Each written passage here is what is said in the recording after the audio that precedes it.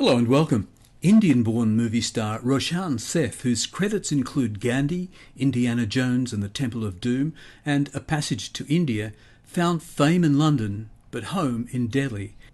A graduate of London's Academy of Music and Dramatic Arts, he parlayed early Shakespearean roles on stage into his movie break in Richard Lester's Juggernaut with Richard Harris and Omar Sharif. But producers seemingly only wanted Roshan for ethnic roles. Frustrated, he quit film and theatre and indeed Britain to return to India and work as a journalist and editor for almost a decade.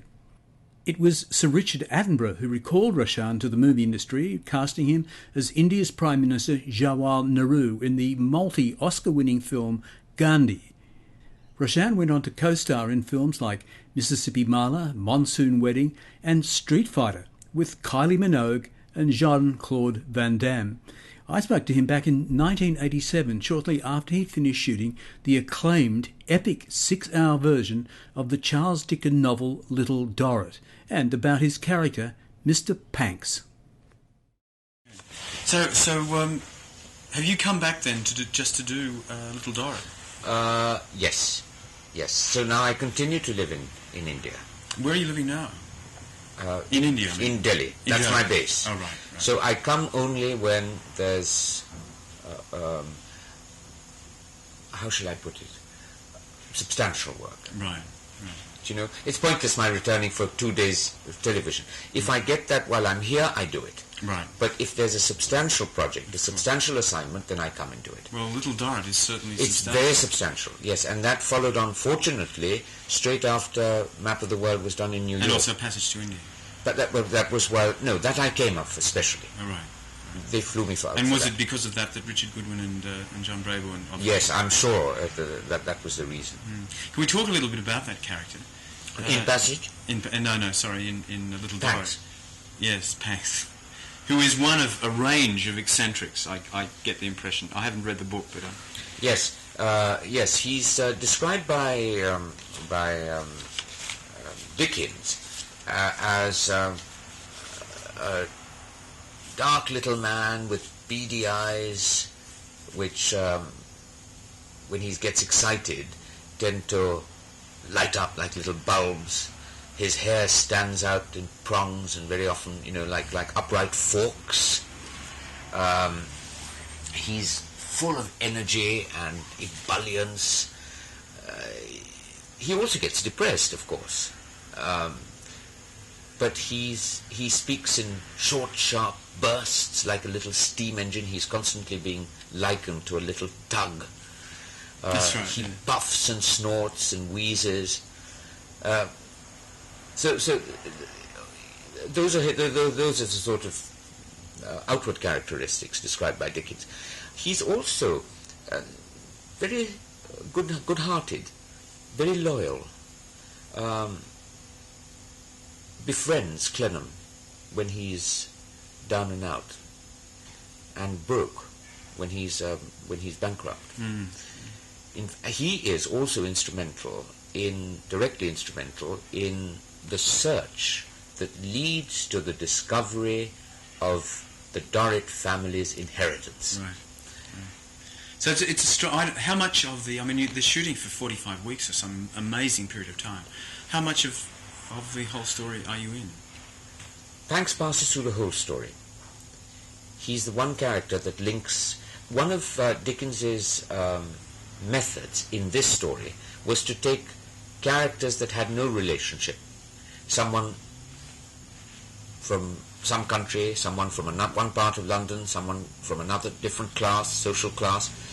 And what he tries to do is to bring them together, make them interact in the course of the story. That was one of the things he was very interested in at that time. How disparate characters interact and their lives merge. Right. And part, and merge and part. And Pancks is one such character whose life merges with the other characters in the story. He goes throughout the story. Now what Christine Ezard has done is she has... the story is in two parts called Poverty and Riches. She has made the film in two parts but doesn't follow the same narrative line as the story. She's done it very cleverly. She's looked at the first part of the story from Clenham's point of view and the second part of the story from Little Dorrit's point of view. But it's not the same. Mm. She's taken different episodes and weaved them in like that. Yes. Has it been an easy film to do? I mean, given For the me, structure? difficult to begin with, because I haven't played a character like this. Certainly not for a very long time. I've been playing different sorts of characters. It was very difficult. But different in what way? Different in the sense that, well, in every conceivable way. Physically, I suppose I'm short and dark with dark hair. But other than that, that's where the similarity ends. Other than that, he's very different. You would have thought, just to look at me. But once you get going, you realize that all characters dredged up from within yourself. And everybody has every aspect of everything, really. So you go down to the essence of that character and try and see if you can dredge him out from yourself.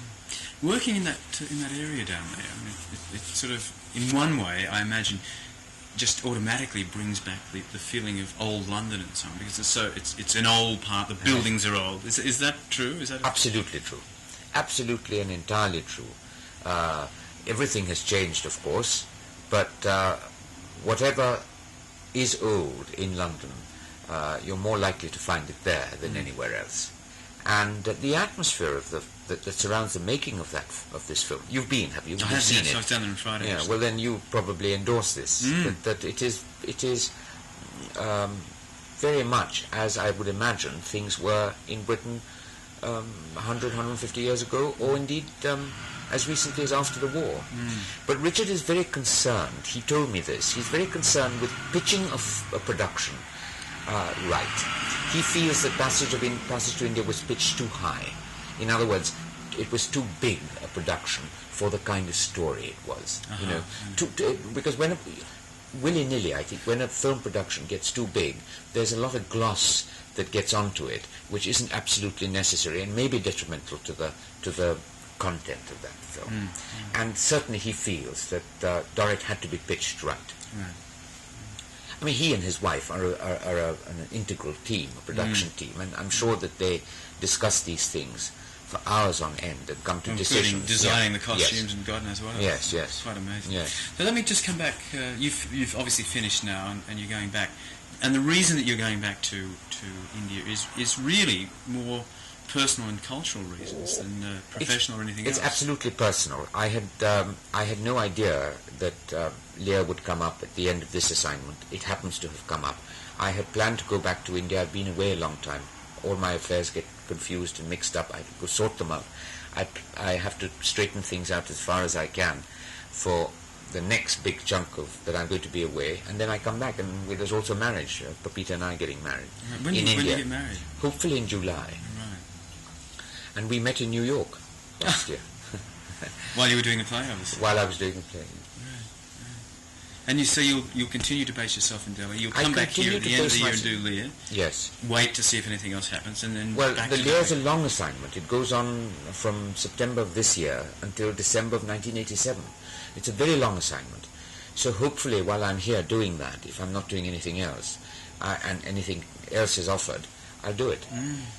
So why go back for a relatively short time to come back for such a long time? Because it's home.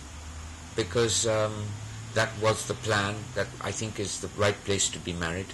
The family are there, and it's nice to go back. Though it's very hot, and I believe the summer's excruciatingly hot. How does Pepita spell her Christian name? P-E-P-I-T-A. Right. Okay. Pepita. Pepita. Pepita. She's an English, in fact, that has a Spanish name. Right. I mean, as far as you're concerned, are you satisfied with the way your career has gone? I mean, you don't have any hankering to go back to the editing side of things at all. You're now committed to acting. No, I'm committed. You see, the thing is, what happens when the work that you get determines very much the quality of the work that you do. In other words, it's the input that determines the output. You don't get the parts, you don't really have any possibility of doing anything. That's one aspect. The other aspect has something to do with some internal change that takes place, and it's quite mysterious. Very often you have to leave it for that change to happen, if indeed it happens at all. And maybe that change took place in me when I left it. Difficult to say. Do you find, yeah, are you more aware of that when you do get back to India, do you think? Yes, very much so. In other words, what happens is that you are in touch with who you are, you see, and when you come away, there's no need, it seems to me, to be anything other than who you are. And if people are interested enough in who you are, well, that's all that matters, really. You don't have to pretend to be. This whole business is about pretense. It is, yes. And when you have, you see, when you add unnecessarily layers of pretense, then it clouds the whole thing. You want clarity. You want a straight, sparkling line. You don't want to cloud the issue. And if you get a nice, straight, clear, sparkling line, all the complexity is there. You don't have to spell it out. It's there because we are complex. Yes. Things that are simple are complex within themselves. So something to do with that must be. I'm not sure how Dorrit has worked. I watched a few rushes early on, but I don't, in the normal course, watch my own rushes. I can't say how the story is going to unfold, but I hope it's a success. I have enjoyed it immensely. And Goodwin and Christine are charming people, aren't they seem to be very happy with the way things are going. So. Yes. But people have asked me, what do you think of Christine? Now, she's not the obvious sort of person that one would describe in the usual cliches. She's very shy. She's very sensitive. And I think with Christine, the thing is, it's like Kennedy said in his inaugural speech, don't ask what America gives you, ask what you give to America. It's that if you give to her, she'll give back to you. Right. If you don't, she won't. She has no reason to. Why should she? She's human. Yeah. Roshan is 83 now and has continued to work until recently in films and television in his native India.